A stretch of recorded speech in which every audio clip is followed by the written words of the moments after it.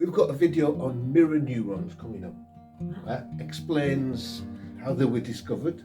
Quite amusing story actually. Goes into that. But after that, I'd like us to talk about what we think the use of mirror neurons and why they're so important in the care of children of trauma. Yep. Okay? Yeah, like that. Good. Back in the 1990s, in the sleepy little laboratory in Parma, Italy, scientists had an MRI brain scanning machine on a macaque monkey, as the macaque monkey was trying to open up nuts. The scientists wanted to see how the neurons in the brain would light up. Later, by pure chance, a human walked into the laboratory and they were hungry. They saw the nuts and opened up one of the nuts to eat it. Now the macaque monkey was totally shocked because who was this invader in his laboratory? But he didn't move. He just watched the human trying to open up the nut, just like he had done a few seconds earlier. And then the scientists looked at the MRI brain scan results on the PC and saw the same exact neurons lighting up when the monkey observed the human opening the nuts as when the monkey had opened the nuts. No one had a clue as to what this was. They thought the MRI machine had broken. They then began to put out brain scanning machines for other primates, especially chimpanzees, with their big neocortex. And then they went to humans, and what they found over and over again is something we now call mirror neurons. Apparently, we are soft-wired. Some of the primates, all of the humans. We suspect elephants, though we're not sure about dolphins and dogs. But all humans are soft-wired with mirror neurons. So that if I'm observing you and your anger, your frustration, your sense of rejection, your joy, whatever it is, and I can feel what you're doing, then the same neurons light up in me as if I'm having that experience. Now this isn't all that unusual. We know that if a spider goes up somebody's arm and I'm observing it going up your arm, I'm going to get a creepy feeling. We take this for granted, but we are actually soft-wired to actually experience another's plight as if we're experiencing that ourselves. Please click and subscribe. Please don't forget to hit the like button. We'll have many more videos coming your way. Okay, seeing how they were discovered, one of the key points to it is the idea of that soft wiring. Yes. And I think it's difficult to get your head round. It's one of those, yes, you've got it. We've all got the aspect of being able to think and appreciate somebody else's plight. Yeah. But it's something that you really have to use or lose. Yes. Yeah. Like your muscles. Yes, that's right. Yes. So I think there's the soft wiring is handy that we know it's all there. Yeah. But in our children of trauma, we probably need to do some exercise and whatever we can to reawaken and strengthen that empathy and that ability to put themselves in other people's shoes and to feel pain of those around them. I think they forget that the other people have got feelings. It's very, very focused on their feelings rather than actually realise that everybody around you's got some feelings as well. I think there's a need for us as carers, parents, residential care workers to try and use and exercise the mirror neurons of the young people to get them to appreciate the devastation that they can cause, to understand the effects on people around them, but also generally in life itself.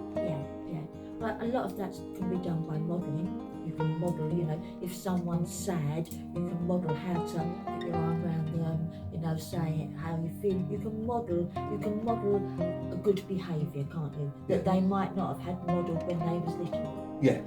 So you've got to be careful how you react in films and streets and things like that. I'm thinking I've seen mums and dads, going past a homeless person in the street. Oh, it's their fault. Spend the money on drugs. Give them money, spend on drugs. All that type of thing. So therefore I will harden my heart, and they're sort of teaching the kids that with them to do the same. And I used to say to carers in the training was, if you're in that situation, give the person just a couple of quid. Yeah. At least you're showing to the young person about having empathy for other people, aren't you?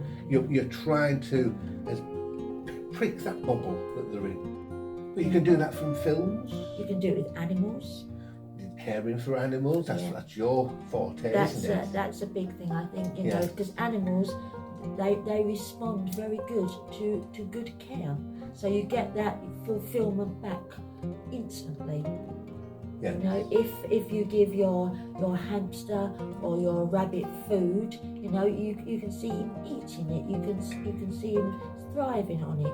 So it is quite an instant thing that the young people can see, which I think is a good modelling thing. Yes, you've been always keen on chickens as well. Yeah, chickens, yes, and cats and all animals that you can model, you know, how to be in life, really. Good carer. Yeah. Good carer is modelled, really, isn't it? Something to prick that bubble that they're in and allow them to concentrate on other things. One of the things I like is films and TV and even adverts of being able to walk through situations. I remember one of the foster kids was shocked that in a film, I think it might be even EastEnders, that somebody was crying. Why are they crying? I said, well, hang on, what's just happened 2 minutes before that? Well, the police were knocking on the door telling her that her son had just died in a car crash. That's why he's having feelings and emotions. So there's all those type of things that you can guide and question just as you're watching YouTube clips and your films and things like that to try and get the young person to appreciate emotions in other people. I think part of this, the mirror neurons, is to give them the emotional understanding.